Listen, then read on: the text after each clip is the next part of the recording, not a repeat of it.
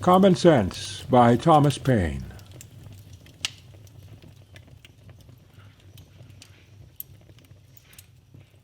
Part 1.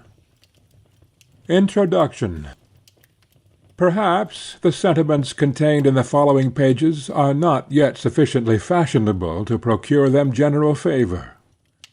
A long habit of not thinking a thing wrong gives it a superficial appearance of being right, and raises at first a formidable outcry in defence of custom. But the tumult soon subsides. Time makes more converts than reason. As a long and violent abuse of power is generally the means of calling the right of it in question, and in matters too which might never have been thought of, had not the sufferers been aggravated into the inquiry, and as the King of England hath undertaken in his own right to support the Parliament in what he calls theirs, and as the good people of this country are grievously oppressed by the combination, they have an undoubted privilege to inquire into the pretensions of both, and equally to reject the usurpation of either. In the following sheets the author hath studiously avoided everything which is personal among ourselves. Compliments as well as censure to individuals make no part thereof.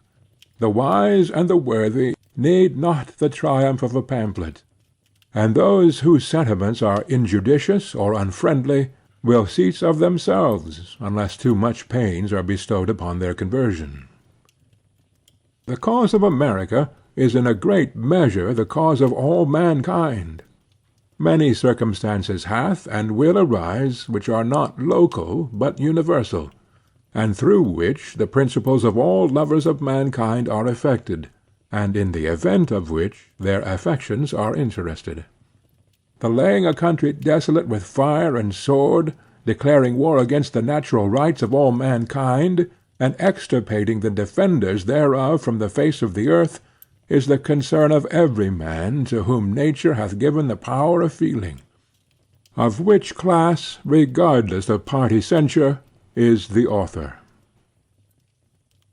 Of the origin and design of government in general, with concise remarks on the English Constitution. Some writers have so confounded society with government as to leave little or no distinction between them, whereas they are not only different, but have different origins. Society is produced by our wants, and government by our wickedness. The former promotes our happiness positively by uniting our affections, the latter negatively by restraining our vices. The one encourages intercourse, the other creates distinctions. The first a patron, the last a punisher. Society in every state is a blessing, but government, even in its best state, is but a necessary evil; in its worst state, an intolerable one.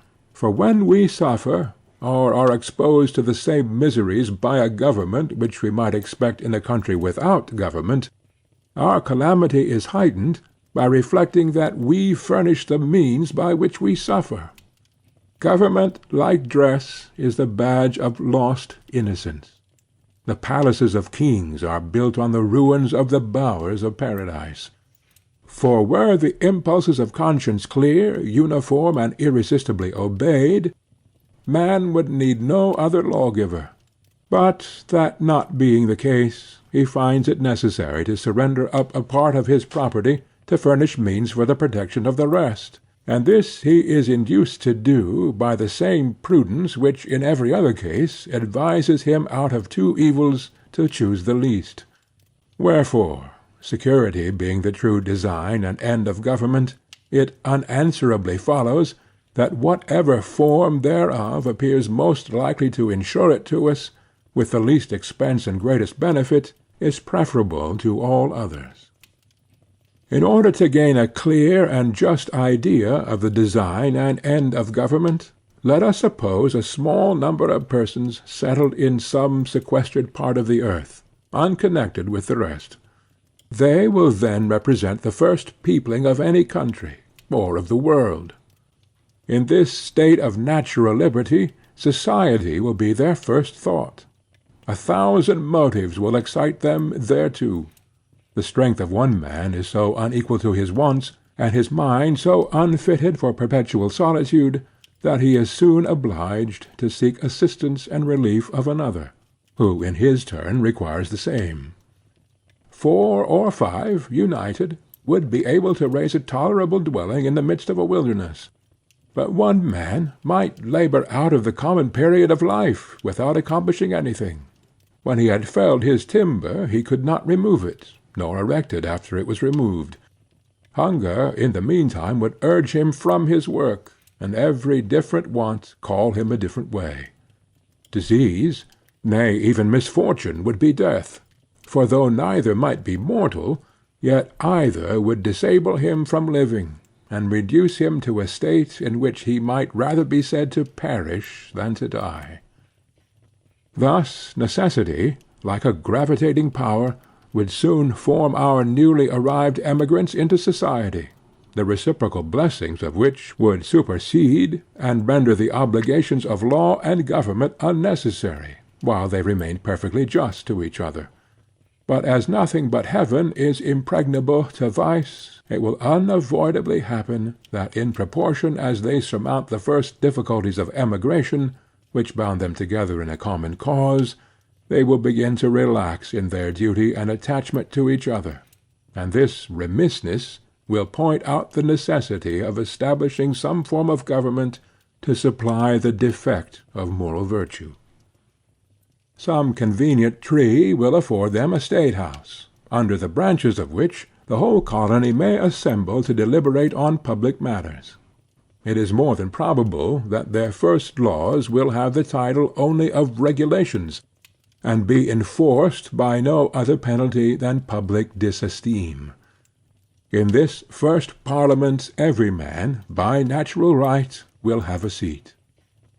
But as the colony increases, the public concerns will increase likewise, and the distance at which the members may be separated will render it too inconvenient for all of them to meet on every occasion as at first, when their number was small, their habitations near, and the public concerns few and trifling. This will point out the convenience of their consenting to leave the legislative part to be managed by a select number, chosen from the whole body, who are supposed to have the same concerns at stake which those who appointed them, and who will act in the same manner as the whole body would act were they present. If the colony continues increasing, it will become necessary to augment the number of the representatives, and that the interest of every part of the colony may be attended to, it will be found best to divide the whole into convenient parts, each part sending its proper number, and that the elected might never form to themselves an interest separate from the electors, prudence will point out the propriety of having elections often, because, as the elected might by that means return and mix again with the general body of the electors in a few months, their fidelity to the public will be secured by the prudent reflection of not making a rod for themselves. And as this frequent interchange will establish a common interest with every part of the community, they will mutually and naturally support each other, and on this, not on the unmeaning name of king, depends the strength of government and the happiness of the governed. Here then is the origin and rise of government, namely, a mode rendered necessary by the inability of moral virtue to govern the world. Here too is the design and end of government, that is, freedom and security. And however our eyes may be dazzled with show, or our ears deceived by sound, however prejudice may warp our wills, or interest darken our understanding, the simple voice of nature and of reason will say, it is right. I draw my idea of the form of government from a principle in nature, which no art can overturn, that is, that the more simple anything is, the less liable it is to be disordered, and the easier repaired when disordered. And with this maxim in view, I offer a few remarks on the so much boasted Constitution of England. That it was noble for the dark and slavish times in which it was erected is granted. When the world is overrun with tyranny, the least remove therefrom was a glorious rescue. But that it is imperfect, subject to convulsions, and incapable of producing what it seems to promise, is easily demonstrated. Absolute governments, though the disgrace of human nature, have this advantage with them, that they are simple. If the people suffer, they know the head from which their suffering springs, know likewise the remedy, and are not bewildered by a variety of causes and cures. But the Constitution of England is so exceedingly complex, that the nation may suffer for years together without being able to discover in which part the fault lies. Some will say in one, and some in another, and every political physician will advise a different medicine. I know it is difficult to get over local or long-standing prejudices. Yet if we will suffer ourselves to examine the component parts of the English Constitution, we shall find them to be the base remains of two ancient tyrannies, compounded with some new republican materials. First, the remains of monarchical tyranny in the person of the king. Secondly, the remains of aristocratical tyranny in the persons of the peers. Thirdly, the new republican materials in the persons of the commons, on whose virtue depends the freedom of England. The two first, by being hereditary, are independent of the people. Wherefore, in a constitutional sense, they contribute nothing towards the freedom of the state. To say that the Constitution of England is a union of three powers reciprocally checking each other is farcical. Either the words have no meaning, or they are flat contradictions. To say that the Commons is a check upon the king presupposes two things. First, that the king is not to be trusted without being looked after, or, in other words, that a thirst for absolute power is the natural disease of monarchy. Secondly, that the Commons, by being appointed for that purpose, are either wiser or more worthy of confidence than the crown. But as the same Constitution which gives the Commons a power to check the king by withholding the supplies, gives afterwards the king a power to check the Commons, by empowering him to reject their other bills, it again supposes that the king is wiser than those whom it has already supposed to be wiser than him. A mere absurdity. There is something exceedingly ridiculous in the composition of monarchy. It first excludes a man from the means of information, yet empowers him to act in cases where the highest judgment is required. The state of a king shuts him from the world, yet the business of a king requires him to know it thoroughly. Wherefore the different parts, by unnaturally opposing and destroying each other, prove the whole character to be absurd and useless. Some writers have explained the English Constitution thus. The king, say they, is one, the people another. The peers are a house in behalf of the king, the commons in behalf of the people.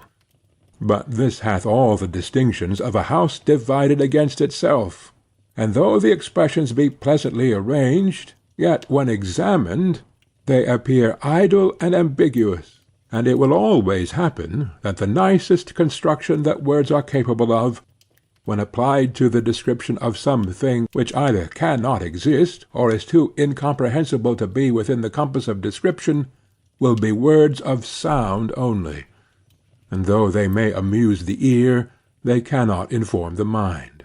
For this explanation includes a previous question, that is, how came the king by a power which the people are afraid to trust, and always obliged to check?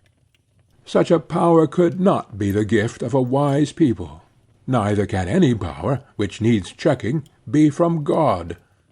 Yet the provision, which the Constitution makes, supposes such a power to exist. But the provision is unequal to the task. The means either cannot or will not accomplish the end, and the whole affair is a felo de se. For as the greater weight will always carry up the less, and as all the wheels of a machine are put in motion by one, it only remains to know which power in the Constitution has the most weight, for that will govern. And though the others, or a part of them, may clog, or, as the phrase is, check the rapidity of its motion, yet so long as they cannot stop it, their endeavors will be ineffectual. The first moving power will at last have its way, and what it wants in speed is supplied by time. That the Crown is this overbearing part in the English Constitution needs not be mentioned, and that it derives its whole consequence merely from being the giver of places and pensions is self-evident. Wherefore, though we have been wise enough to shut and lock a door against absolute monarchy, we at the same time have been foolish enough to put the Crown in possession of the key. The prejudice of Englishmen in favor of their own government of king, lords, and commons arises as much or more from national pride than reason. Individuals are undoubtedly safer in England than in some other countries, but the will of the king is as much the law of the land in Britain as in France, with this difference, that instead of proceeding directly from his mouth, it is handed to the people under the more formidable shape of an Act of Parliament. For the fate of Charles the First hath only made kings more subtle, not more just. Wherefore, laying aside all national pride and prejudice in favor of modes and forms, the plain truth is, that it is wholly owing to the constitution of the people, and not to the constitution of the government, that the Crown is not as oppressive in England as in Turkey. An inquiry into the constitutional errors in the English form of government is at this time highly necessary, for as we are never in proper condition of doing justice to others while we continue under the influence of some leading partiality, so neither are we capable of doing it to ourselves while we remain fettered by an obstinate prejudice.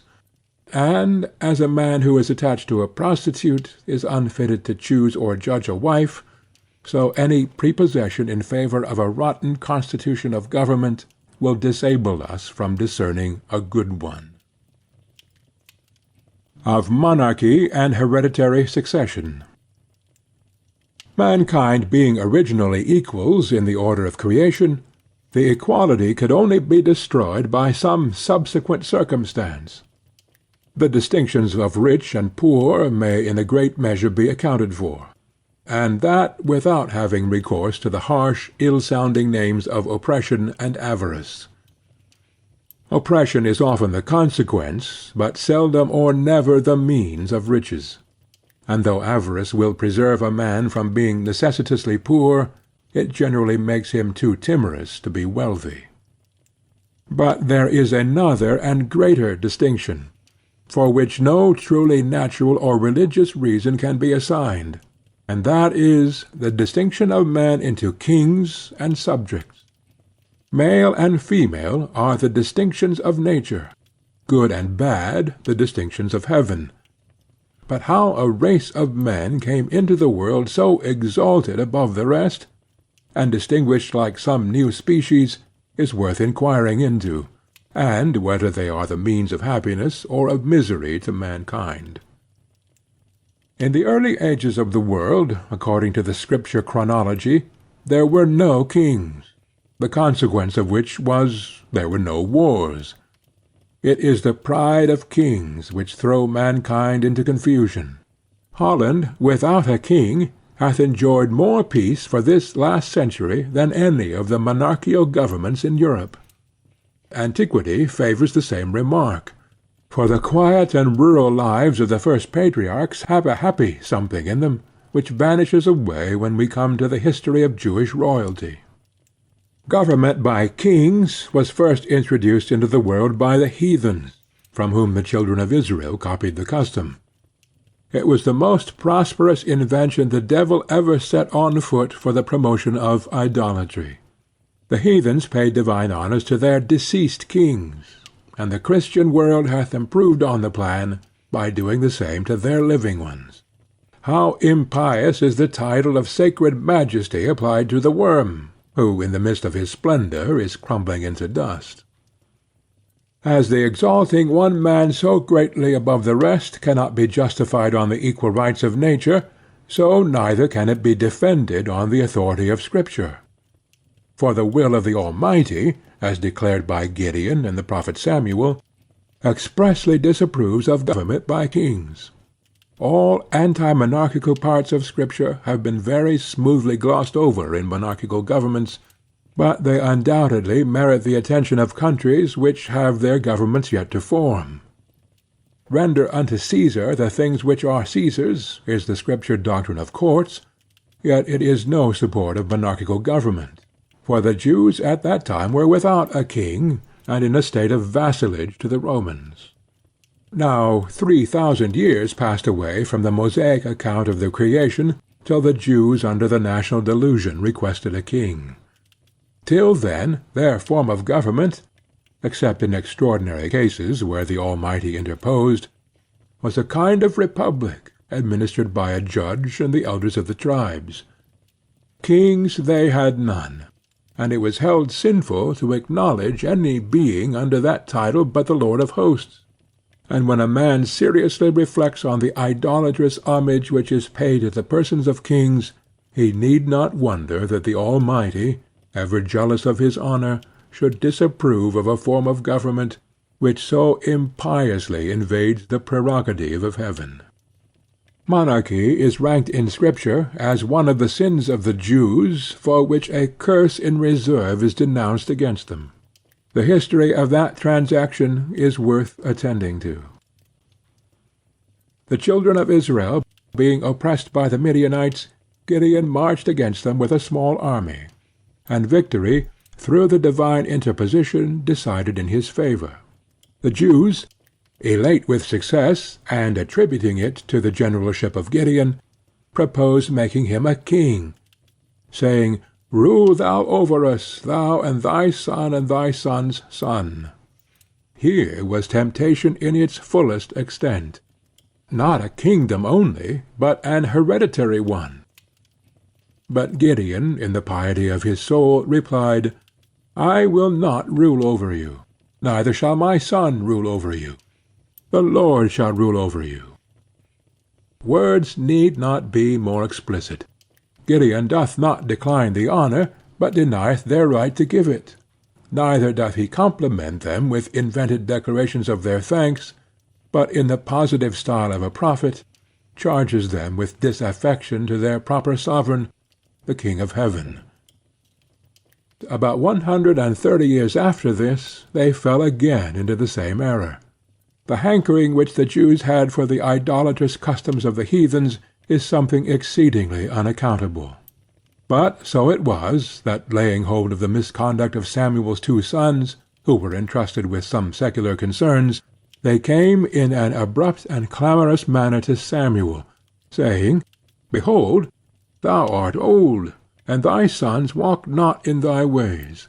Now make us a king to judge us, like all other nations." And here we cannot but observe that their motives were bad, that is, that they might be like unto other nations, in other words, the heathens, whereas their true glory laid in being as much unlike them as possible. But the thing displeased Samuel when they said, "Give us a king to judge us." And Samuel prayed unto the Lord. And the Lord said unto Samuel, "Hearken unto the voice of the people in all that they say unto thee, for they have not rejected thee, but they have rejected me, that I should not reign over them. According to all the works which they have since the day that I brought them out of Egypt, even unto this day, wherewith they have forsaken me, and served other gods, so do they also unto thee. Now therefore hearken unto their voice, howbeit protest solemnly unto them, and show them the manner of the king that shall reign over them, not of any particular king, but the general manner of the kings of the earth, whom Israel was so eagerly copying after. And notwithstanding the great distance of time and difference of manners, the character is still in fashion. And Samuel told all the words of the Lord unto the people that asked of him a king. And he said, "This shall be the manner of the king that shall reign over you. He will take your sons, and appoint them for himself, for his chariots, and to be his horsemen, and some shall run before his chariots. This description agrees with the present mode of impressing men. And he will appoint him captains over thousands, and captains over fifties, and will set them to ear his ground, and reap his harvest, and to make his instruments of war, and instruments of his chariots. And he will take your daughters to be confectionaries, and to be cooks, and to be bakers. This describes the expense and luxury, as well as the oppression of kings. And he will take your fields and your oliveyards, even the best of them, and give them to his servants. And he will take the tenth of your seed and of your vineyards, and give them to his officers and to his servants. By which we see that bribery, corruption, and favoritism are the standing vices of kings. And he will take the tenth of your men-servants, and your maid-servants, and your goodliest young men, and your asses, and put them to his work. And he will take the tenth of your sheep, and ye shall be his servants. And ye shall cry out in that day, because of your king, which ye shall have chosen. And the Lord will not hear you in that day. This accounts for the continuation of monarchy. Neither do the characters of the few good kings which have lived since either sanctify the title, or blot out the sinfulness of the origin. The high encomium given of David takes no notice of him officially as a king, but only as a man after God's own heart. Nevertheless the people refused to obey the voice of Samuel, and they said, Nay, but we will have a king over us, that we may be like all other nations, that our king may judge us, and go out before us and fight our battles. Samuel continued to reason with them, but to no purpose. He set before them their ingratitude, but all would not avail. And seeing them bent fully on their folly, he cried out, I will call unto the Lord, and he shall send thunder and rain, which then was a punishment, being in the time of wheat harvest, that ye may perceive and see that your wickedness is great, which ye have done in the sight of the Lord. And the Lord sent thunder and rain that day, and all the people greatly feared the Lord and Samuel. And all the people said unto Samuel, Pray for thy servants unto the Lord thy God, that we die not, for we have added unto our sins this evil, to ask a king. These portions of Scripture are direct and positive. They admit of no equivocal construction. That the Almighty hath here entered his protest against monarchical government is true, or the Scripture is false. And a man hath good reason to believe that there is as much of kingcraft as priestcraft, withholding the Scripture from the public in popish countries. For monarchy, in every instance, is the popery of government. To the evil of monarchy we have added that of hereditary succession, and as the first is a degradation and lessening of ourselves, so the second, claimed as a matter of right, is an insult and an imposition on posterity. For all men being originally equals, no one by birth could have a right to set up his own family in perpetual preference to all others forever. And though himself might deserve some decent degree of honors of his contemporaries, yet his descendants might be far too unworthy to inherit them. One of the strongest natural proofs of the folly of hereditary right in kings is that nature disapproves it. Otherwise she would not so frequently turn it into ridicule by giving mankind an ass for a lion. Secondly, as no man at first could possess any other public honors than were bestowed upon him, so the givers of those honors could have no power to give away the right of posterity.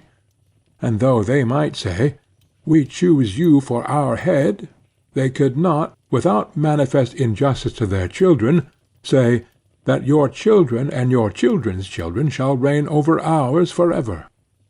Because such an unwise, unjust, unnatural compact might perhaps in the next succession put them under the government of a rogue or a fool.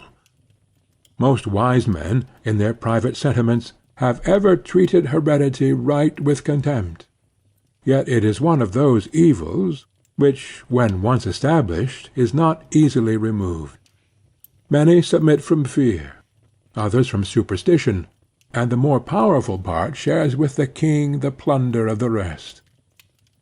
This is supposing the present race of kings in the world to have had an honorable origin, whereas it is more than probable that could we take off the dark covering of antiquities and trace them to their first rise, that we should find the first of them nothing better than the principal ruffian of some restless gang, whose savage manners or preeminence in subtlety obtained the title of chief among plunderers, and who, by increasing in power and extending his depredations, overawed the quiet and defenceless to purchase their safety by frequent contributions. Yet his electors could have no idea of giving hereditary right to his descendants, because such a perpetual exclusion of themselves was incompatible with the free and unrestrained principles they professed to live by. Wherefore, hereditary succession in the early ages of monarchy could not take place as a matter of claim, but as something casual or complemental. But as few or no records were extant in those days, and traditional history stuffed with fables, it was very easy, after the lapse of a few generations, to trump up some superstitious tale, conveniently timed, Mahomet-like, to cram hereditary right down the throats of the vulgar. Perhaps the disorders which threatened, or seemed to threaten, on the decease of a leader and the choice of a new one, for elections among ruffians could not be very orderly, induced many at first to favor hereditary pretensions, by which means it happened, as it hath happened since, that what at first was submitted to as a convenience was afterwards claimed as a right. England since the Conquest hath known some few good monarchs, but groaned beneath a much larger number of bad ones. Yet no man in his senses can say that their claim under William the Conqueror is a very honorable one. A French bastard landing with an armed banditti, and establishing himself King of England against the consent of the natives, is, in plain terms, a very paltry, rascally original. It certainly hath no divinity in it. However, it is needless to spend much time in exposing the folly of hereditary right. If there are any so weak as to believe it, let them promiscuously worship the ass and lion, and welcome. I shall neither copy their humility, nor disturb their devotion. The most plausible plea which hath ever been offered in favor of hereditary succession is that it preserves a nation from civil wars, and were this true, it would be weighty, whereas it is the most barefaced falsity ever imposed upon mankind. The whole history of England disowns the fact. 30 kings and 2 minors have reigned in that distracted kingdom since the Conquest, in which time there have been, including the Revolution, no less than 8 civil wars and 19 rebellions. Wherefore, instead of making for peace, it makes against it, and destroys the very foundation it seems to stand on. The contest for monarchy and succession between the houses of York and Lancaster laid England in a scene of blood for many years. 12 pitched battles, besides skirmishes and sieges, were fought between Henry and Edward. Twice was Henry prisoner to Edward, who in his turn was prisoner to Henry. And so uncertain is the fate of war and the temper of a nation, when nothing but personal matters are the ground of the quarrel, that Henry was taken in triumph from a prison to a palace, and Edward obliged to fly from a palace to a foreign land. Yet, as sudden transitions of temper are seldom lasting, Henry in his turn was driven from the throne, and Edward recalled to succeed him, the Parliament always following the strongest side. This contest began in the reign of Henry the Sixth, and was not entirely extinguished till Henry the Seventh, in whom the families were united, including a period of 67 years, that is, from 1422 to 1489. In short, Monarchy and succession have laid not this or that kingdom only, but the world in blood and ashes. 'Tis a form of government which the word of God bears testimony against, and blood will attend it.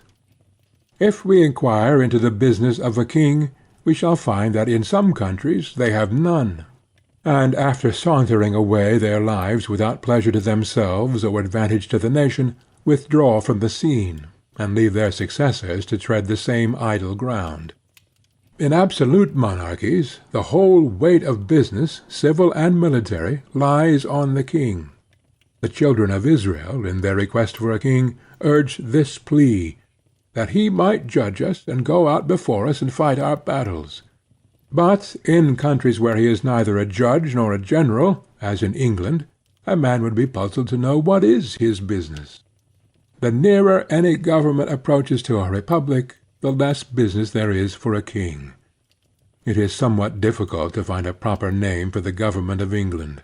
Sir William Meredith calls it a republic, but in its present state it is unworthy of the name, because the corrupt influence of the crown, by having all the places in its disposal, hath so effectually swallowed up the power and eaten out the virtue of the House of Commons, the republican part in the Constitution, that the government of England is nearly as monarchical as that of France or Spain.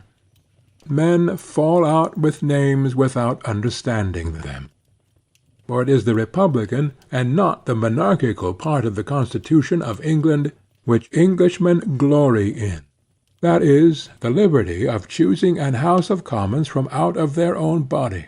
And it is easy to see that when republican virtue fails, slavery ensues. Why is the Constitution of England sickly, but because monarchy hath poisoned the republic, the crown hath engrossed the commons? In England the king hath little more to do than to make war and give away places, which in plain terms is to impoverish the nation and set it together by the ears. A pretty business indeed for a man to be allowed 800,000 sterling a year for, and worshipped into the bargain. Of more worth is one honest man in society and in the sight of God, than all the crowned ruffians that ever lived. Thoughts on the present state of American affairs. In the following pages I offer nothing more than simple facts, plain arguments, and common sense, and have no other preliminaries to settle with the reader than that he will divest himself of prejudice and prepossession, and suffer his reason and his feelings to determine for themselves. That he will put on, or rather that he will not put off, the true character of a man, and generously enlarge his views beyond the present day. Volumes have been written on the subject of the struggle between England and America. Men of all ranks have embarked in the controversy, from different motives and with various designs, but all have been ineffectual, and the period of debate is closed. Arms, as the last resource, decide this contest. The appeal was the choice of the king, and the continent hath accepted the challenge. It hath been reported of late Mr. Pelham, who, though an able minister, was not without his faults, that on his being attacked in the House of Commons, on the score that his measures were only of a temporary kind, replied, "They will last my time." The name of ancestors will be remembered by future generations with detestation. The sun never shined on a cause of greater worth. 'Tis not the affair of a city, a county, a province, or a kingdom, but of a continent, of at least 1/8 part of the habitable globe. 'Tis not the concern of a day, a year, or an age. Posterity are virtually involved in the contest, and will be more or less affected, even to the end of time, by the proceedings now. Now is the seed-time of continental union, faith, and honor. The least fracture now will be like a name engraved with the point of a pin on the tender rind of a young oak. The wound will enlarge with the tree, and posterity read it in full-grown characters. By referring the matter from argument to arms, a new era for politics is struck. A new method of thinking hath arisen.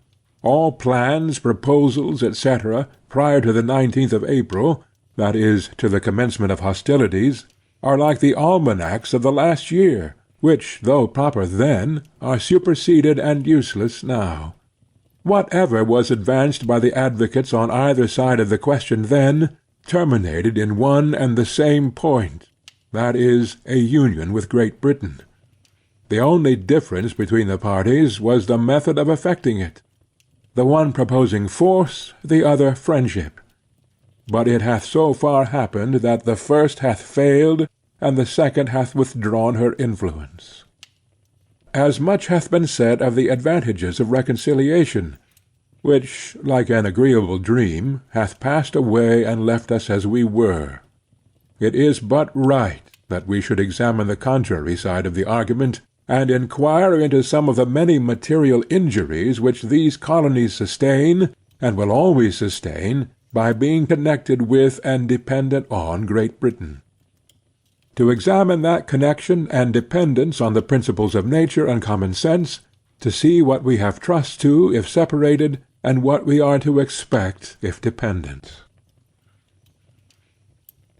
I have heard it asserted by some that, as America hath flourished under her former connection with Great Britain, that the same connection is necessary towards her future happiness, and will always have the same effect. Nothing can be more fallacious than this kind of argument.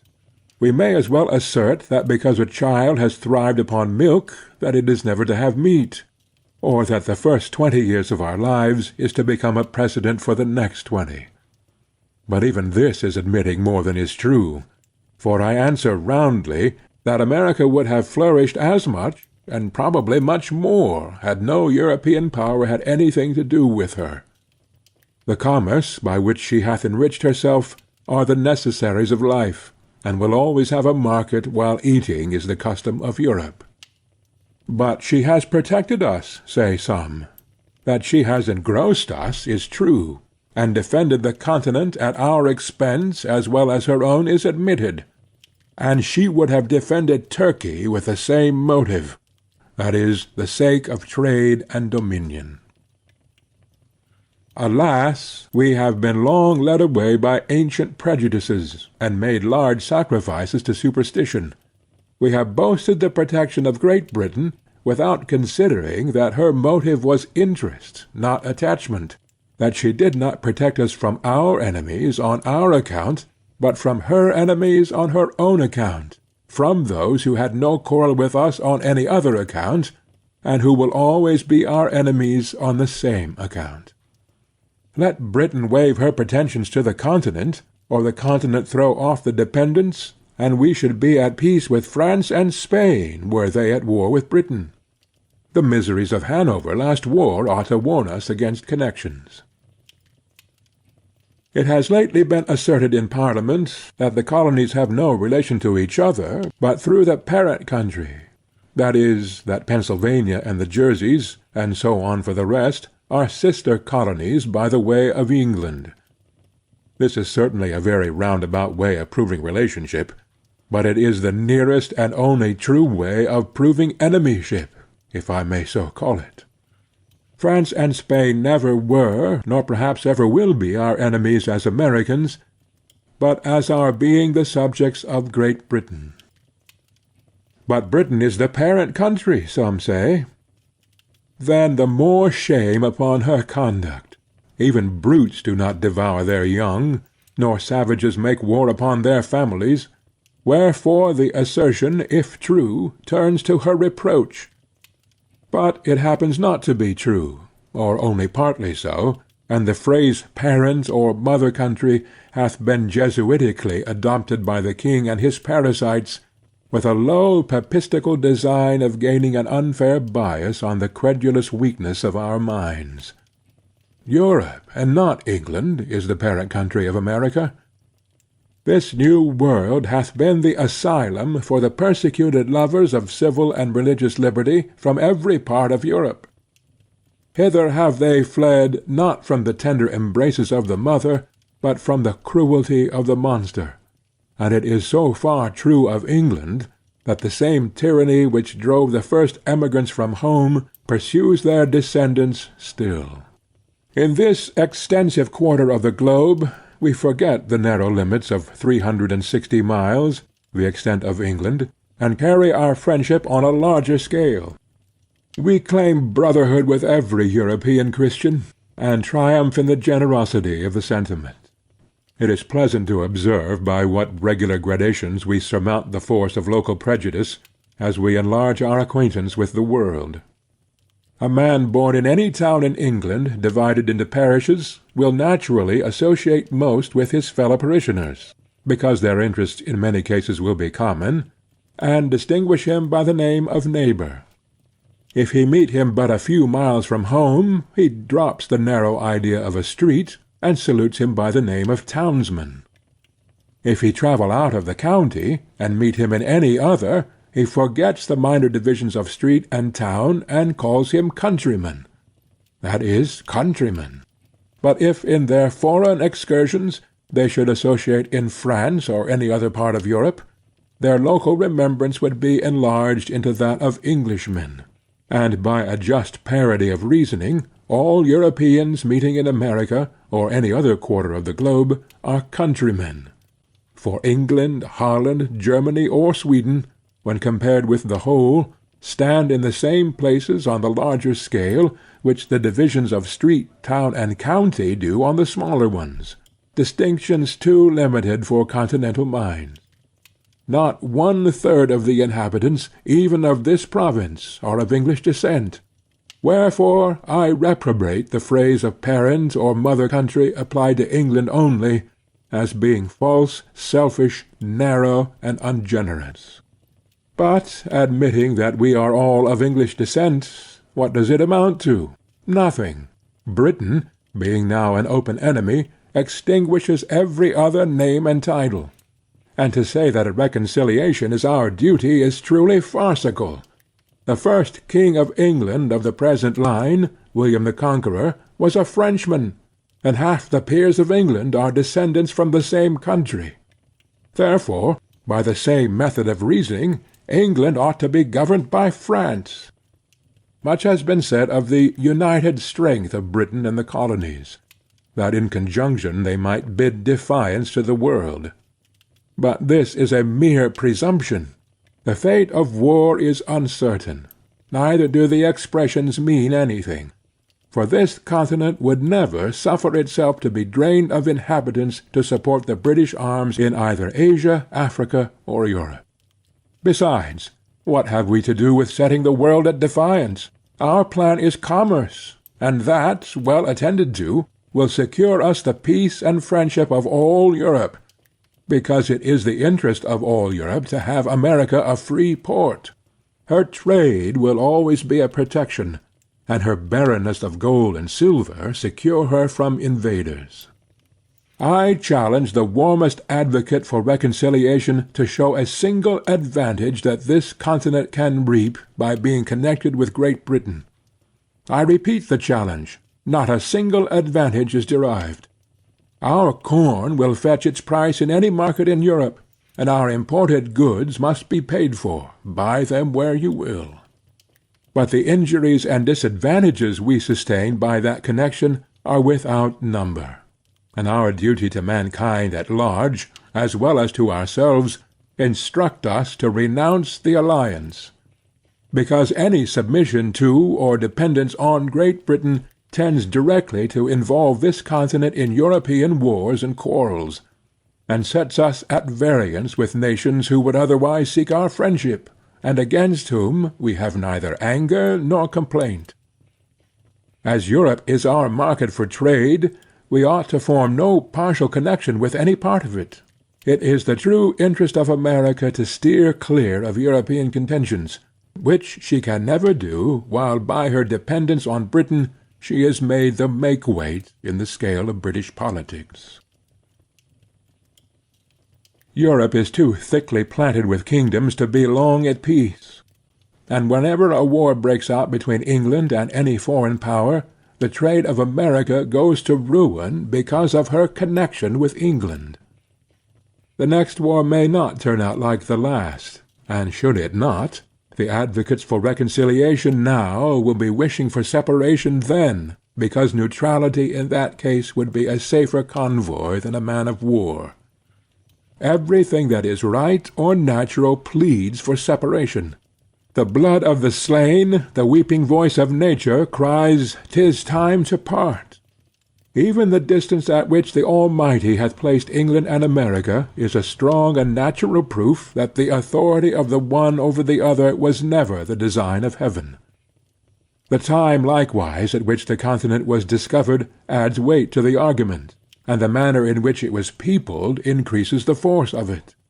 The Reformation was preceded by the discovery of America, as if the Almighty graciously meant to open a sanctuary to the persecuted in future years, when home should afford neither friendship nor safety. The authority of Great Britain over this continent is a form of government which sooner or later must have an end, and a serious mind can draw no true pleasure by looking forward under the painful and positive conviction that what he calls the present Constitution is merely temporary. As parents, we can have no joy knowing that this government is not sufficiently lasting to assure anything which we might bequeath to posterity, and by a plain method of argument, as we are running the next generation into debt, we ought to do the work of it, otherwise we use them meanly and pitifully. In order to discover the line of our duty rightly, we should take our children in our hand and fix our station a few years farther into life. That eminence will present a prospect which a few present fears and prejudices conceal from our sight. Though I would carefully avoid giving unnecessary offence, yet I am inclined to believe that all those who espouse the doctrine of reconciliation may be included within the following descriptions: interested men, who are not to be trusted; weak men, who cannot see; prejudiced men, who will not see; and a certain set of moderate men, who think better of the European world than it deserves. And this last class, by an ill-judged deliberation, will be the cause of more calamities to this continent than all the other three. It is the good fortune of many to live distant from the scene of sorrow. The evil is not sufficient brought to their doors to make them feel the precariousness with which all American property is possessed.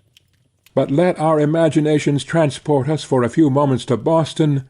That seat of wretchedness will teach us wisdom, and instruct us forever to renounce a power in whom we can have no trust. The inhabitants of that unfortunate city, who but a few months ago were in ease and affluence, have now no other alternative than to stay and starve, or turn and beg, endangered by the fire of their friends if they continue within the city, and plundered by the soldiery if they leave it. In their present condition they are prisoners without the hope of redemption, and in a general attack for their relief they would be exposed to the fury of both armies. Men of passive tempers look somewhat lightly over the offences of Britain, and still hoping for the best, are apt to call out, "Come, come, we shall be friends again for all this." But examine the passions and feelings of mankind, bring the doctrine of reconciliation to the touchstone of nature, and then tell me whether you can hereafter love, honor, and faithfully serve the power that hath carried fire and sword into your land. If you cannot do all these, then are you only deceiving yourselves, and by your delay bringing ruin upon posterity. Your future connection with Britain, whom you can neither love nor honor, will be forced and unnatural, and being formed only on the plan of present convenience, will in a little time fall into a relapse more wretched than the first. But if you say you can still pass the violations over, then I ask, hath your house been burnt? Hath your property been destroyed before your face? Are your wife and children destitute of a bed to lie on, or bread to live on? Have you lost a parent or a child by their hands, and yourself the ruined and wretched survivor? If you have not, then are you not a judge of those who have. But if you have, and still can shake hands with the murderers, then are you unworthy of the name of husband, father, friend, or lover, and whatever may be your rank or title in life, you have the heart of a coward and the spirit of a sycophant. This is not inflaming or exaggerating matters, but trying them by those feelings and affections which nature justifies, and without which we should be incapable of discharging the social duties of life, or enjoying the felicities of it. I mean not to exhibit horror for the purpose of provoking revenge, but to awaken us from fatal and unmanly slumbers, that we may pursue determinately some fixed object. It is not in the power of Britain or of Europe to conquer America, if she do not conquer herself by delay and timidity.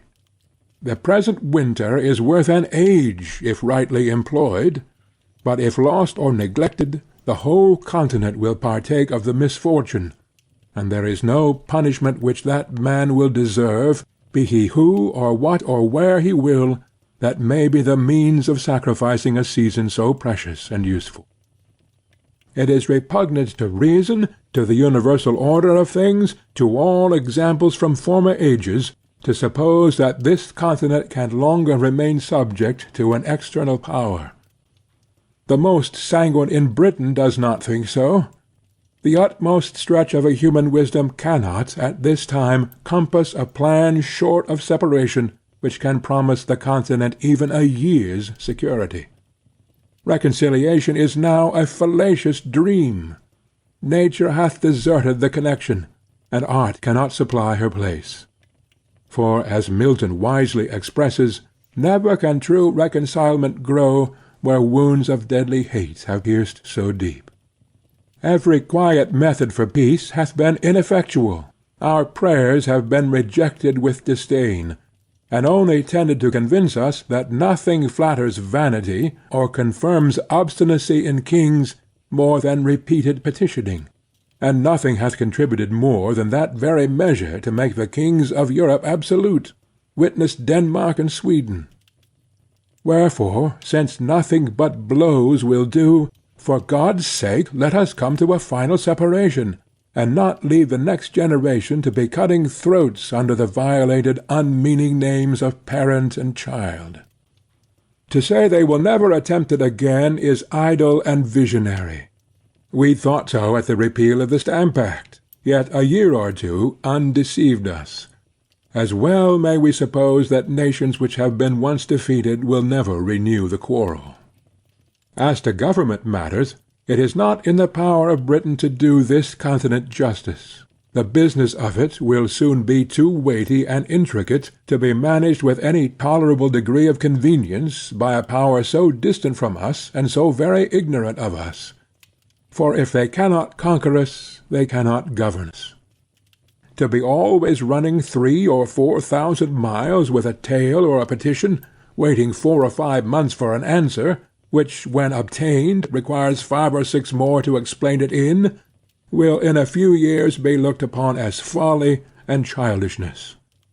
There was a time when it was proper, and there is a proper time for it to cease.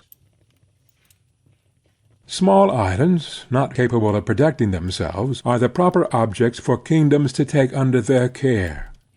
But there is something very absurd in supposing a continent to be perpetually governed by an island.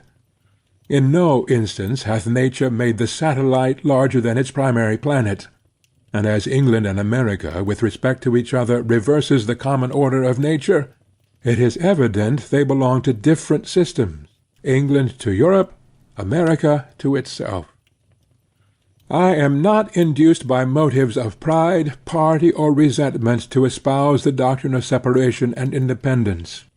I am clearly, positively, and conscientiously persuaded that it is the true interest of this continent to be so, that everything short of that is mere patchwork, that it can afford no lasting felicity, that it is leaving the sword to our children, and shrinking back at a time when a little more, a little farther, would have rendered this continent the glory of the earth. As Britain hath not manifested the least inclination towards a compromise, we may be assured that no terms can be obtained worthy the acceptance of the Continent, or in any ways equal to the expense of blood and treasure we have already been put to. The object contended for ought always to bear some just proportion to the expense.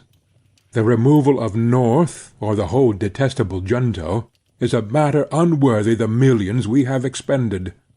A temporary stoppage of trade was an inconvenience which would have sufficiently balanced the repeal of all acts complained of, had such repeals been obtained. But if the whole Continent must take up arms, if every man must be a soldier, it is scarcely worth our while to fight against a contemptible ministry only.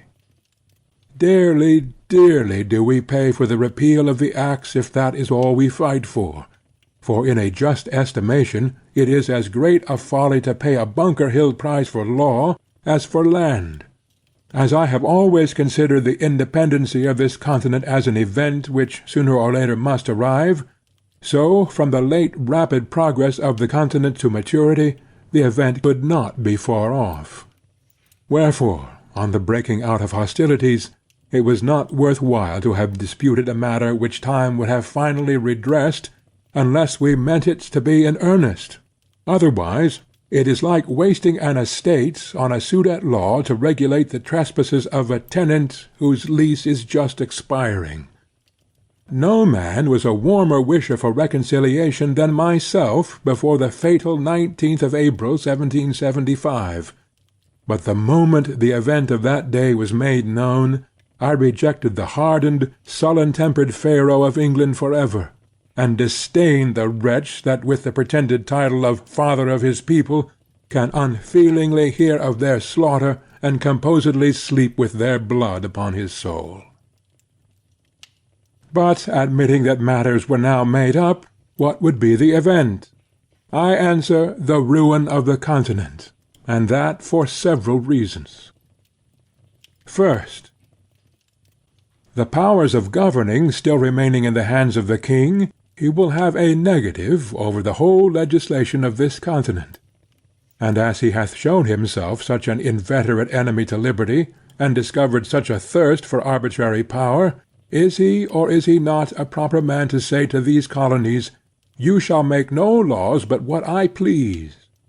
And is there any inhabitant in America so ignorant as not to know that according to what is called the present Constitution, that this Continent can make no laws but what the king gives leave to? And is there any man so unwise as not to see that, considering what has happened, he will suffer no law to be made here but such as suit his purpose?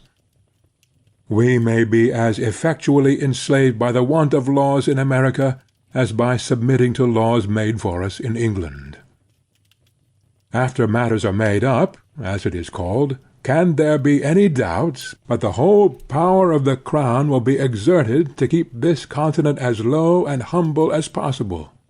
Instead of going forward, we shall go backward, or be perpetually quarrelling or ridiculously petitioning. We are already greater than the king wishes us to be, and will he not hereafter endeavor to make us less? To bring the matter to one point, is the power who is jealous of our prosperity a proper power to govern us? Whoever says no to this question is an independent, for independency means no more than whether we shall make our own laws, or whether the king, the greatest enemy this Continent hath or can have, shall tell us, there shall be no laws but such as I like. But the king, you will say, has a negative in England. The people there can make no laws without his consent.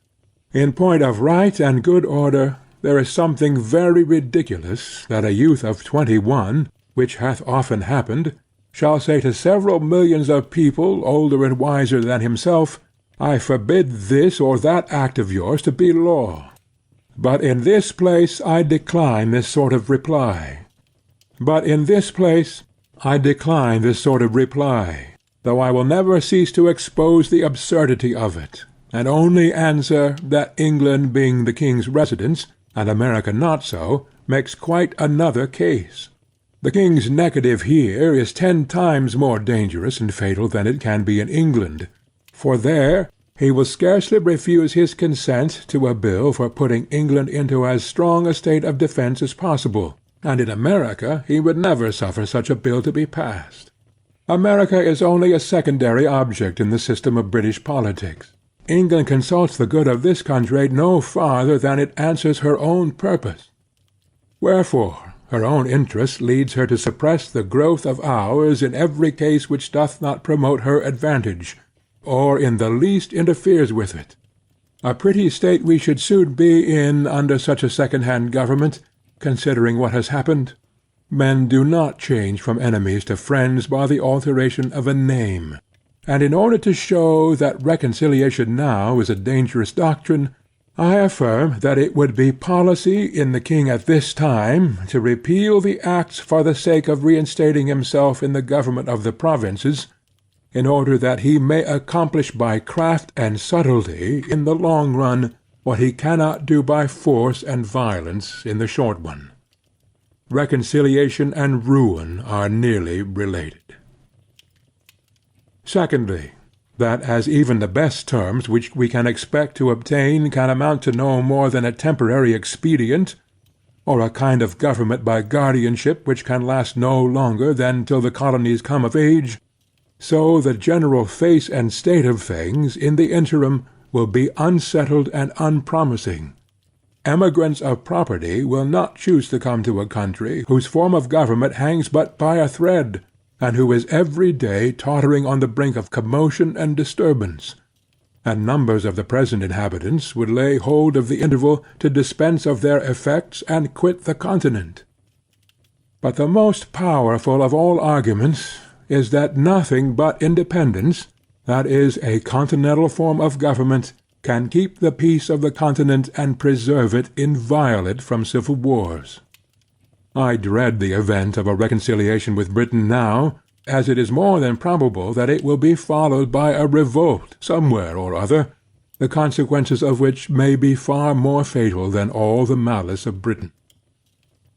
Thousands are already ruined by British barbarity. Thousands more will suffer the same fate. Those men who have other feelings than us have nothing suffered. All they now possess is liberty. What they before enjoyed is sacrificed to its service, and having nothing more to lose, they disdain submission. Besides, the general temper of the colonies towards a British government will be like that of a youth who is nearly out of his time. They will care very little about her, and a government which cannot preserve the peace is no government at all, and in that case we pay our money for nothing. And pray what is it that Britain can do, whose power will be wholly on paper, should a civil tumult break out the very day after reconciliation? I have heard some men say, many of whom I believe spoke without thinking, that they are dreaded an independence, fearing that it would produce civil wars. It is but seldom that our first thoughts are truly correct, and that is the case here. For there are 10 times more to dread from a patched-up connection than from independence. I make the sufferer's case my own, and I protest that were I driven from house and home, my property destroyed, and my circumstances ruined, that as man, sensible of injuries, I would never relish the doctrine of reconciliation or consider myself bound thereby. The colonies have manifested such a spirit of good order and obedience to continental government as is sufficient to make every reasonable person easy and happy on that head. No man can assign the least pretence for his fears on any other grounds than such as truly childish and ridiculous, that is, that one colony will be striving for superiority over another. Where there are no distinctions, there can be no superiority. Perfect equality affords no temptation. The republics of Europe are all, and we may say always, in peace. Holland and Switzerland are without wars, foreign or domestic. Monarchical governments, it is true, are never long at rest. The crown itself is a temptation to enterprising ruffians at home, and that degree of pride and insolence ever attendant on regal authority swells into a rupture with foreign powers in instances where a republican government, by being formed on more natural principles, would negotiate the mistake. If there is any true cause of fear respecting independence, it is because no plan is yet laid down. Men do not see their way out. Wherefore, as an opening into that business, I offer the following hints, at the same time modestly affirming that I have no other opinion of them myself than that they may be the means of giving rise to something better. Could the straggling thoughts of individuals be collected, they would frequently form materials for wise and able men to improve into useful matter. Let the assemblies be annual, with a president only, the representation more equal, their business wholly domestic and subject to the authority of a continental Congress. Let each colony be divided into 6, 8, or 10 convenient districts, each district to send a proper number of delegates to Congress, so that each colony send at least 30. The whole number in Congress will be at least 390.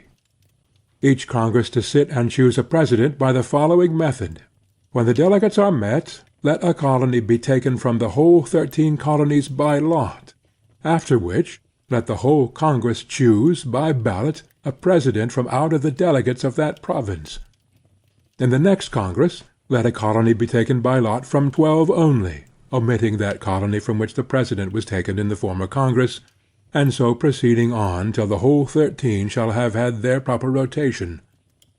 And in order that nothing may pass into law but what is satisfactorily just, not less than 3/5 of the Congress to be called a majority.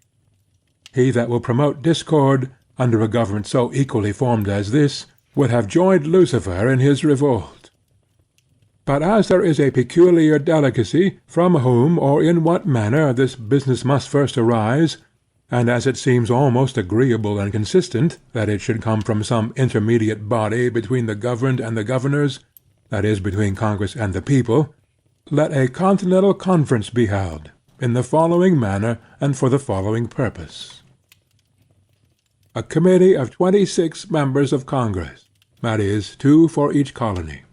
2 members from each house of assembly or provincial convention, and 5 representatives of the people at large, to be chosen in the capital city or town of each province, for and in behalf of the whole province, by as many qualified voters as shall think proper to attend from all parts of the province for that purpose. Or, if more convenient, the representatives may be chosen in 2 or 3 of the most populous parts thereof. In this conference thus assembled will be united the 2 grand principles of business knowledge and power. The members of Congress, assemblies, or conventions, by having had experience in national concerns, will be able and useful counselors, and the whole, being empowered by the people, will have a truly legal authority. The conferring members being met, let their business be to frame a continental charter, or charter of the United Colonies, answering to what is called the Magna Carta of England, fixing the number and manner of choosing members of Congress, members of Assembly, with their date sitting, and drawing the line of business and jurisdiction between them, always remembering that our strength is continental, not provincial, securing freedom and property to all men, and above all things the free exercise of religion, according to the dictates of conscience, with such other matter as is necessary for a charter to contain, immediately after which the said conference to dissolve, and the bodies which shall be chosen conformable to the said charter to be the legislators and governors of this continent for the time being, whose peace and happiness may God preserve. Amen. Should any body of men be hereafter delegated for this or some similar purpose, I offer them the following extracts from that wise observer on governments, Dragonetti. The science, says he, of the politician consists in fixing the true point of happiness and freedom. Those men would deserve the gratitude of ages who should discover a mode of government that contained the greatest sum of individual happiness with the least national expense. But where, says some, is the King of America?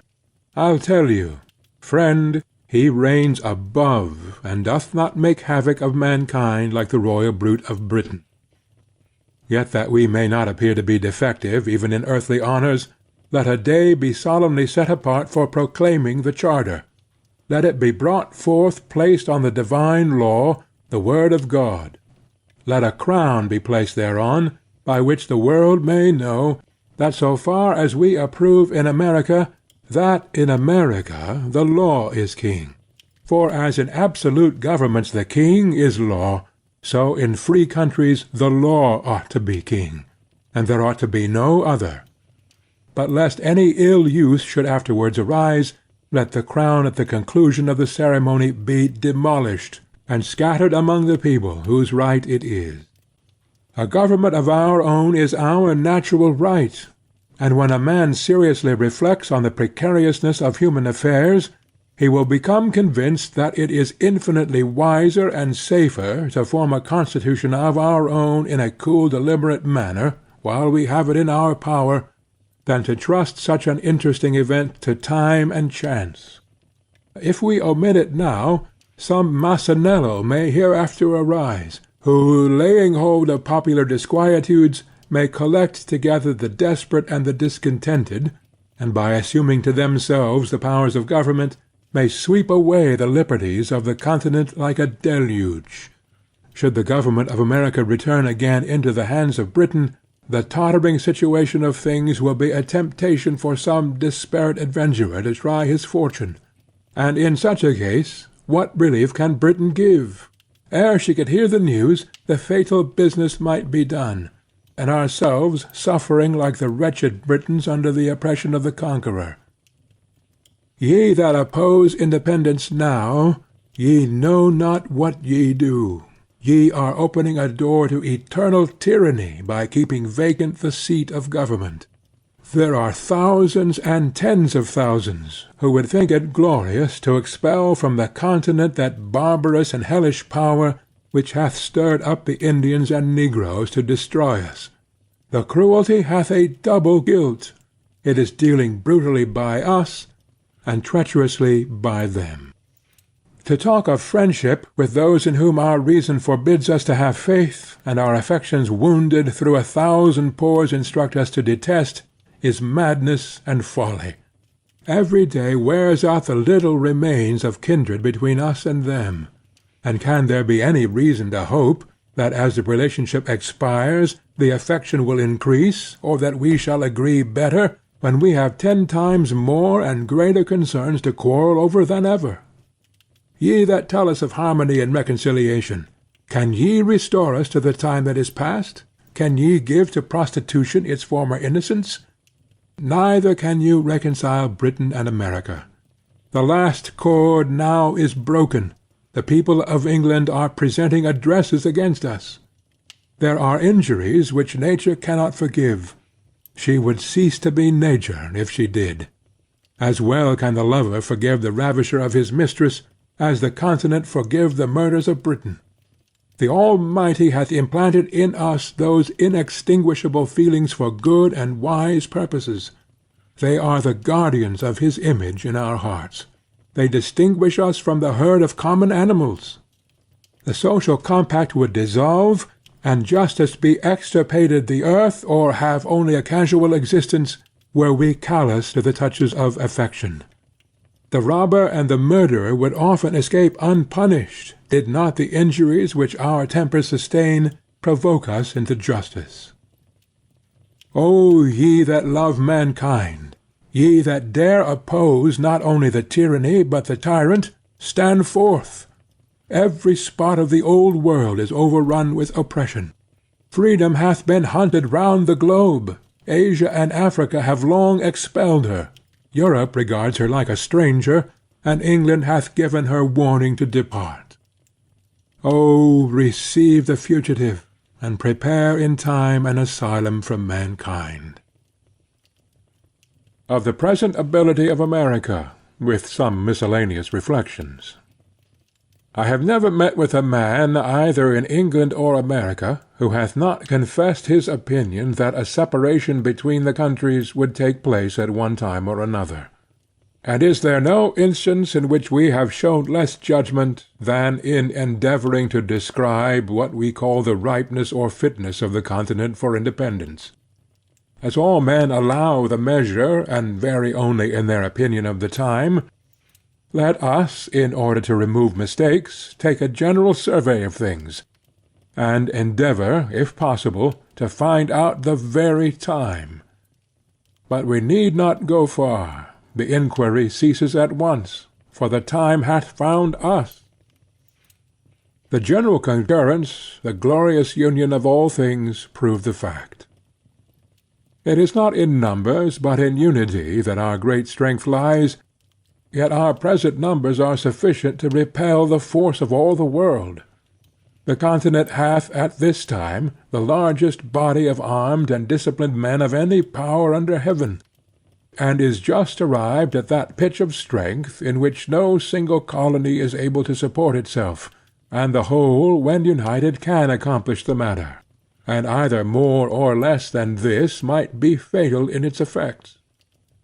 Our land force is already sufficient, and as to naval affairs, we cannot be insensible that Britain would never suffer an American man-of-war to be built, while the continent remained in her hands.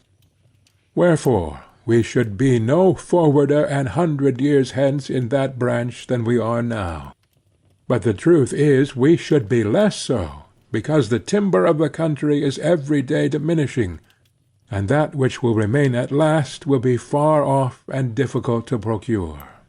Were the continent crowded with inhabitants, her sufferings under the present circumstances would be intolerable. The more seaport towns we had, the more should we have both to defend and to lose. Our present numbers are so happily proportioned to our wants that no man need be idle. The diminution of trade affords an army, and the necessities of an army create a new trade. Debts we have none, and whatever we may contract on this account will serve as a glorious memento of our virtue. Can we but leave posterity with a settled form of government, an independent constitution of its own, the purchase at any price will be cheap. But to expend millions for the sake of getting a few vile acts repealed, and routing the present ministry only, is unworthy the charge, and is using posterity with the utmost cruelty, because it is leaving them the great work to do and a debt upon their backs, from which they derive no advantage. Such a thought is unworthy of a man of honor, and is the true characteristic of a narrow heart and a peddling politician.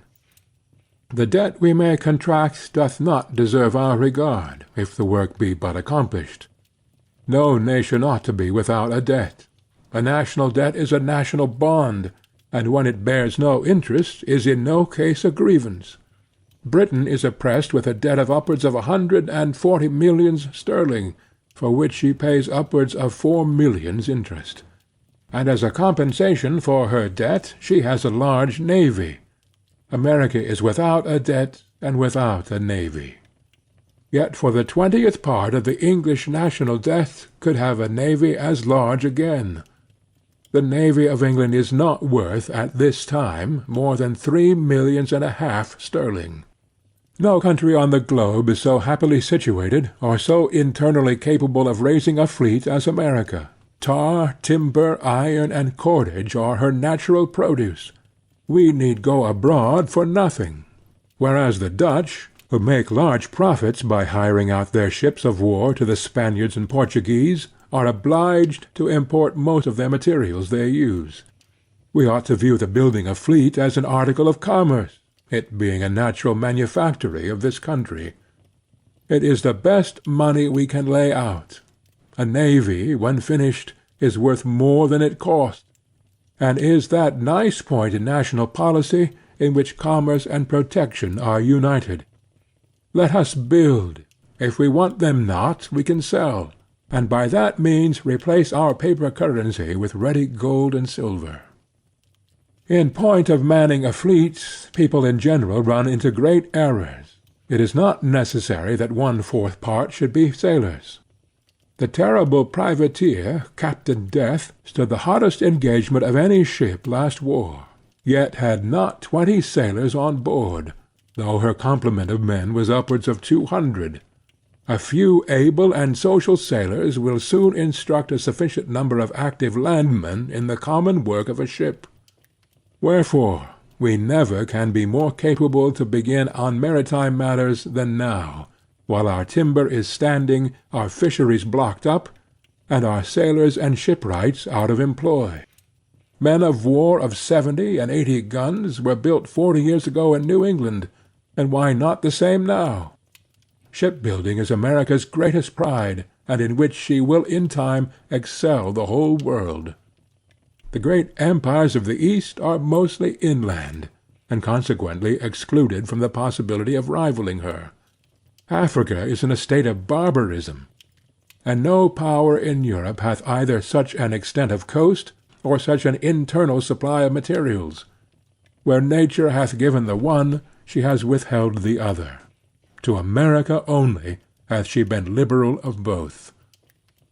The vast empire of Russia is almost shut out from the sea, wherefore her boundless forests, her tar, iron, and cordage are only articles of commerce. In point of safety, ought we to be without a fleet? We are not the little people now, which we were 60 years ago. At that time we might have trusted our property in the streets, or fields rather, and slept securely without locks or bolts to our doors or windows. The case now is altered, and our methods of defence ought to improve with our increase of property. A common pirate 12 months ago might have come up the Delaware and laid the city of Philadelphia under instant contribution for what sum he pleased, and the same might have happened to other places. Nay, any daring fellow, in a brig of 14 or 16 guns, might have robbed the whole continent, and carried off 500,000 of money. These are circumstances which demand our attention, and point out the necessity of naval protection. Some, perhaps, will say that after we have made it up with Britain she will protect us. Can we be so unwise as to mean that she shall keep a navy in our harbors for that purpose? Common sense will tell us that the power which hath endeavored to subdue us is of all others the most improper to defend us. Conquest may be effected under the pretence of friendship, and ourselves after a long and brave resistance be at last cheated into slavery. And if her ships are not to be admitted into our harbors, I would ask, how is she to protect us? A navy 3,000 or 4,000 miles off can be of little use, and on sudden emergencies none at all. Wherefore, if we must hereafter protect ourselves, why not do it for ourselves? The English list of ships of war is long and formidable, but not a 10th part of them are at any one time fit for service, numbers of them not in being. Yet their names are pompously continued in the list, if only a plank be left of the ship, and not a 5th part of such as are fit for service can be spared on any one station at one time. The East and West Indies, Mediterranean, Africa, and other parts over which Britain extends her claim, make large demands upon her navy.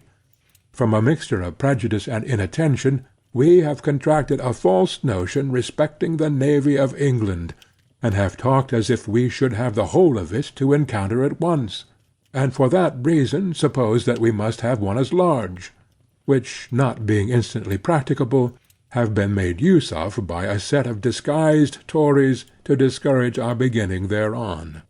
Nothing can be farther from truth than this.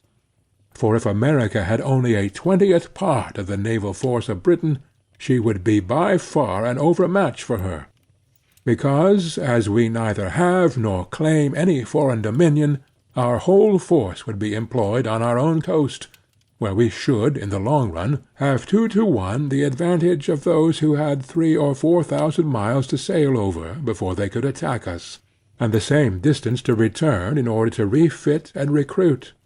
And although Britain, by her fleet, hath a check over our trade to Europe, we have as large a one over her trade to the West Indies, which, by laying in the neighborhood of the continent, is entirely at its mercy.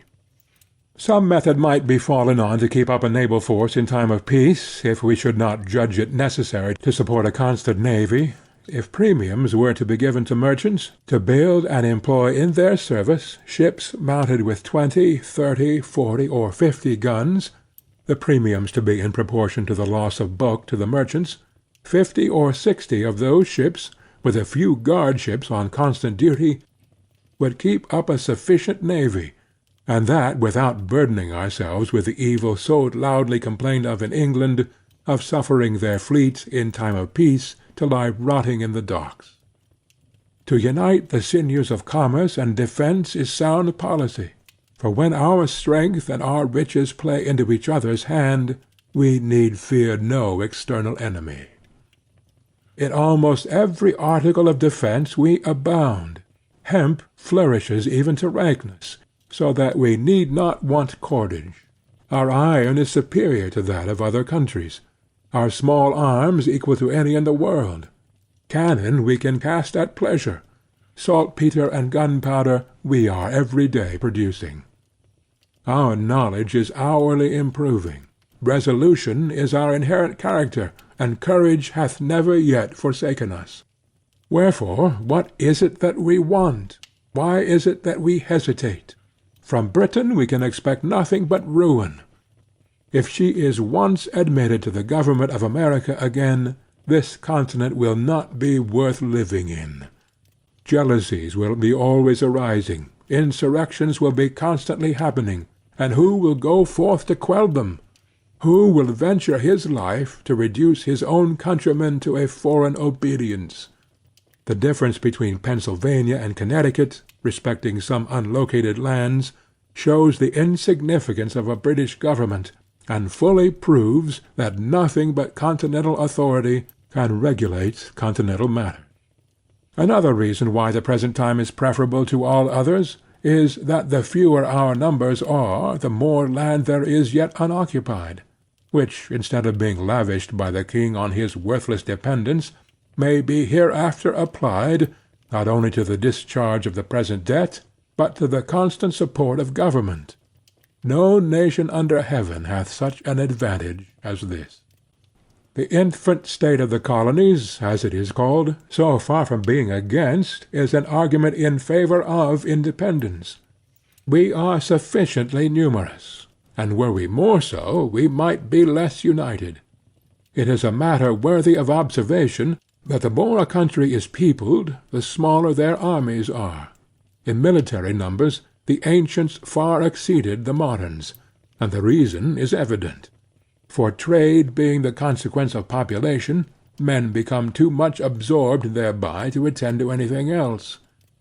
Commerce diminishes the spirit, both of patriotism and military defence, and history sufficiently informs us that the bravest achievements were always accomplished in the non-age of a nation. With the increase of commerce, England hath lost its spirit. The city of London, notwithstanding its numbers, submits to continued insults with the patience of a coward. The more men have to lose, the less willing they are to venture. The rich are, in general, slaves to fear, and submit to courtly power with the trembling duplicity of a spaniel. Youth is the seed-time of good habits, as well in nations as in individuals. It might be difficult, if not impossible, to form the continent into one government half a century hence. The vast variety of interests, occasioned by an increase of trade and population, would create confusion. Colony would be against colony. Each being able might scorn each other's assistance, and while the proud and foolish gloried in their little distinctions, the wise would lament that the union had not been formed before. Wherefore, the present time is the true time for establishing it. The intimacy which is contracted in infancy, and the friendship which is formed in misfortune, are of all others the most lasting and unalterable. Our present union is marked with both these characters. We are young, and we have been distressed, but our concord hath withstood our troubles, and fixes a memorable area for posterity to glory in. The present time, likewise, is that peculiar time which never happens to a nation but once. that is, the time of forming itself into a government. Most nations have let slip the opportunity, and by that means have been compelled to receive laws from their conquerors, instead of making laws for themselves. First they had a king, and then a form of government, whereas the articles or charter of government should be formed first, and men delegated to execute them afterward. But from the errors of other nations let us learn wisdom, and lay hold of the present opportunity to begin government at the right end. When William the Conqueror subdued England, he gave them law at the point of the sword, and until we consent that the seat of government in America be legally and authoritatively occupied, we shall be in danger of having it filled by some fortunate ruffian, who may treat us in the same manner, and then where will be our freedom? Where our property? As to religion, I hold it to be the indispensable duty of all government to protect all conscientious professors thereof, and I know of no other business which government hath to do therewith. Let a man throw aside that narrowness of soul, that selfishness of principle, which the niggards of all professions are so unwilling to part with, and he will be delivered of his fears on that head. Suspicion is the companion of mean souls, and the bane of all good society. For myself, I fully and conscientiously believe that it is the will of the Almighty that there should be diversity of religious opinions among us. It affords a larger field for our Christian kindness. Were we all of one way of thinking, our religious dispositions would want matter for probation, and on this liberal principle I look on the various denominations among us to be like children of the same family, differing only in what is called their Christian names. In page 40 I threw out a few thoughts on the propriety of a continental charter, for I only presume to offer hints, not plans, and in this place I take the liberty of re-mentioning the subject, by observing that a charter is to be understood as a bond of solemn obligation, which the whole enters into to support the right of every separate part, whether of religion, personal freedom, or property. A firm bargain and a right reckoning make long friends. In a former page I likewise mentioned the necessity of a large and equal representation, and there is no political matter which more deserves our attention. A small number of electors, or a small number of representatives, are equally dangerous. But if the number of the representatives be not only small but unequal, the danger is increased. As an instance of this, I mention the following. When the Associators' petition was before the House of Assembly of Pennsylvania, 28 members only were present. All the Bucks County members, being 8, voted against it, and had 7 of the Chester members done the same, this whole province had been governed by 2 counties only, and this danger it is always exposed to. The unwarrantable stretch, likewise, which that House made in their last sitting, to get an undue authority over the delegates of that province, ought to warn the people at large how they trust power out of their own hands. A set of instructions for the delegates were put together, which in point of sense and business would have dishonored a schoolboy, and after being approved by a few, a very few, without doors, were carried into the House, and there passed in behalf of the whole colony. Whereas, did the whole colony know with what ill will that House hath entered on some necessary public measures, they would not hesitate a moment to think them unworthy of such a trust. Immediate necessity makes many things convenient, which, if continued, would grow into oppressions. Expedience and right are different things.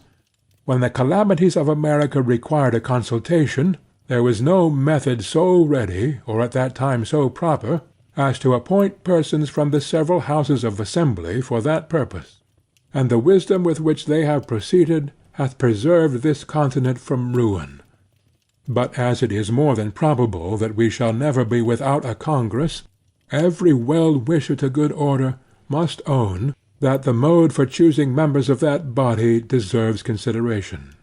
and I put it as a question to those who make a study of mankind, whether representation and election is not too great a power for one and the same body of men to possess. When we are planning for posterity, we ought to remember that virtue is not hereditary. It is from our enemies that we often gain excellent maxims, and are frequently surprised into reason by their mistakes. Mr. Cornwall, one of the Lords of the Treasury, treated the petition of the New York Assembly with contempt, because that House, he said, consisted but of 26 members, which trifling number, he argued, could not with decency be put for the whole. We thank him for his involuntary honesty.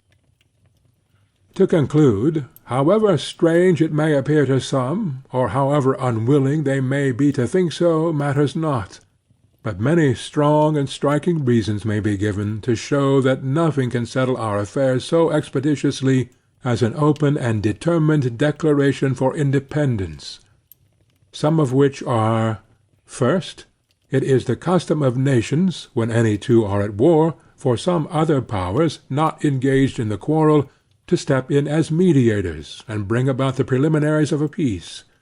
But while America calls herself the subject of Great Britain, no power, however well disposed she may be, can offer her mediation. Wherefore, in our present state, we may quarrel on forever. Secondly, it is unreasonable to suppose that France or Spain will give us any kind of assistance, if we mean only to make use of that assistance for the purpose of repairing the breach, and strengthening the connection between Britain and America, because those powers would be sufferers by the consequences. Thirdly, while we profess ourselves the subjects of Britain, we must, in the eye of foreign nations, be considered as rebels. The present is somewhat dangerous to their peace for men to be in arms under the name of subjects. We, on the spot, can solve the paradox, but to unite resistance and subjection requires an idea much too refined for common understanding. Fourthly, were a manifesto to be published and dispatched to foreign courts, setting forth the miseries we have endured and the peaceable methods we have ineffectually used for redress, declaring at the same time that, not being able any longer to live happily or safely under the cruel disposition of the British court, we had been driven to the necessity of breaking off all connections with her, at the same time assuring all such courts of our peaceable disposition towards them, and of our desire of entering into trade with them, such a memorial would produce more good effects to this continent than if a ship were freighted with petitions to Britain. Under our present denomination of British subjects we can neither be received nor heard abroad. The custom of all courts is against us, and will be so, until by an independence we take rank with other nations. These proceedings may at first appear strange and difficult, but like all other steps which we have already passed over, will in a little time become familiar and agreeable, and until an independence is declared, the continent will feel itself like a man who continues putting off some unpleasant business from day to day, yet knows it must be done, hates to set about it, wishes it over, and is continually haunted with the thoughts of its necessity.